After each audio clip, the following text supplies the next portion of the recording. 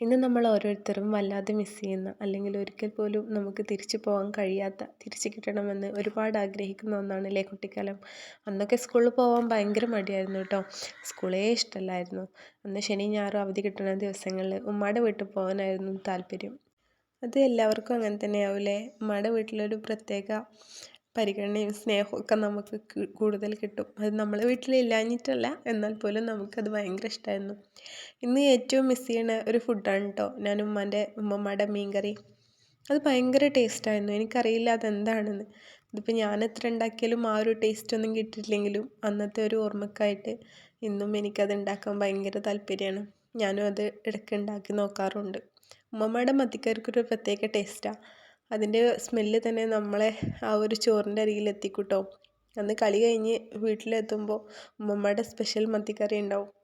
ഓർക്കാൻ ഇഷ്ടപ്പെടുന്ന ഓർമ്മകളിലൊന്ന്.